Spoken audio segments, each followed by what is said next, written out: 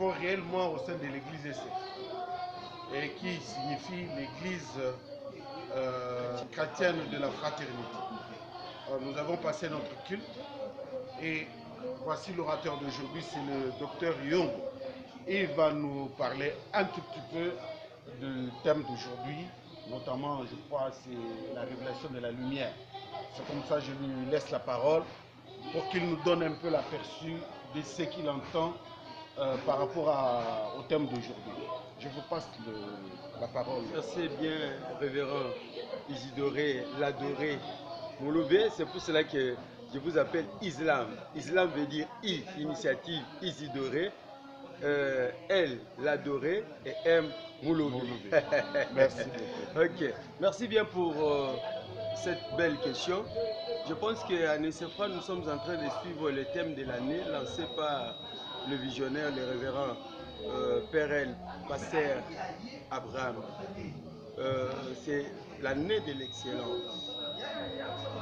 Et alors, dans cette année de l'excellence, nous ne pouvons pas y arriver à l'excellence sans pour autant passer par la lumière.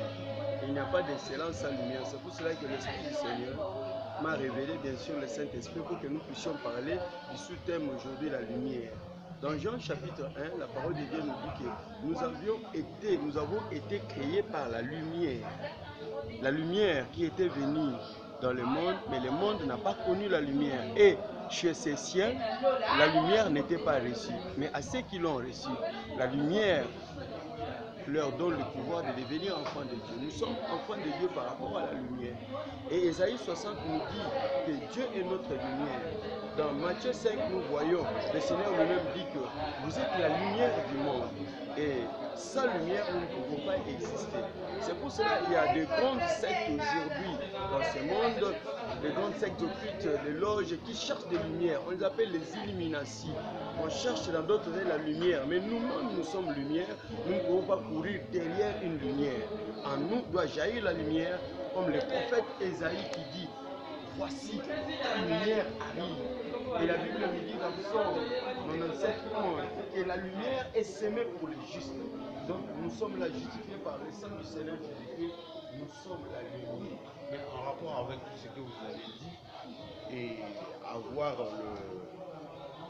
la vie, le quotidien des enfants de Dieu, nous trouvons qu'il y a beaucoup plus de ténèbres que de la lumière. Ça c'est vrai, tout à fait, puisque à l'époque même du prophète Ésaïe, quand nous lisons Ésaïe au chapitre 8, la Bible nous dit que c'est Dieu qui lui a révélé pour dire que voici le peuple des Zabulon et de Nephtali, et c'est ceux qui étaient avec eux aux alentours de la mer et ceux qui étaient au-delà de Galilée, même de gentils. Ils étaient assis dans les ténèbres, mais d'emblée, ils ont vu une grande lumière. Comme nous l'avons vu aujourd'hui. Comme nous l'avons vu aujourd'hui. Il y a un temps qu'un peuple peut passer dans les ténèbres, mais lui-même, par la bouche du prophète Ésaïe, Dieu dit: les ténèbres ne régneront pas. Et nous mettons vraiment un accent. Nous disons que ça c'est un accent libique.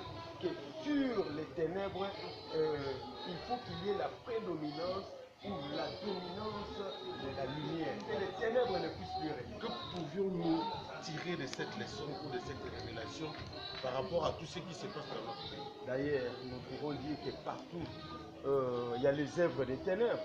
Vous allez partout, sans pour autant exclure tous les domaines de notre vie sociale.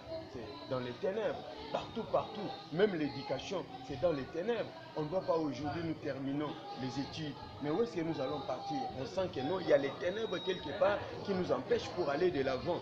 Si par exemple nous voyons tout ce qu'on est en train de dire pour notre pays, la Cinco et tout ça, pourquoi jusque-là, par rapport aux accords signés de Saint-Sylvestre, et jusqu'à présent, il n'y a pas une issue? Donc il y a les ténèbres qui règnent encore. Nous cherchons la lumière, et nous, peuple congolais, nous voulons la lumière. Comme le cardinal qui a dit, mon Christ Telema Ongenge.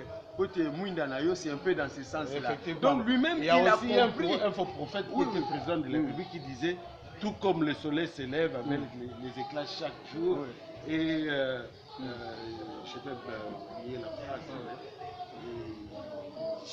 Je crois que cela avait dominé l'instinct zaïrois. Et voilà, ils sont reconnus à travers le monde et on les reconnaît comme tels. Merci, révérend.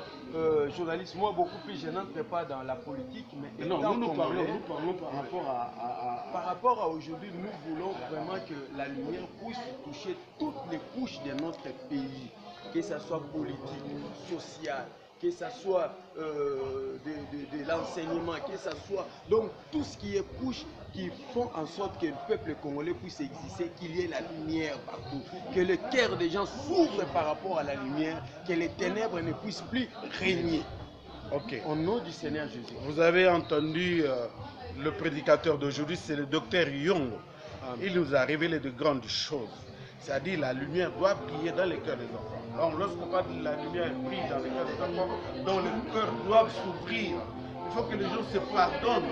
Il faut que les gens se donnent la main pour que la différence s'entremette entre les enfants de Dieu et que le pays aille de l'avant. Et c'est pourquoi tous ceux qui ont participé au culte d'aujourd'hui vous renvoient cette lumière-là au nom puissant de Jésus.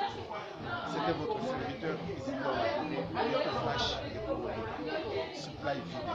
Que Dieu vous bénisse, révérend, et que vous puissiez aller de l'avant dans votre travail. Vous avez besoin de soutien financier pour exceller dans tout ce que vous êtes en train de faire. Dieu vous donne des partenaires financiers aussi afin d'exceller dans votre domaine du journalisme. Merci beaucoup. Merci. C'est très bien, Malice.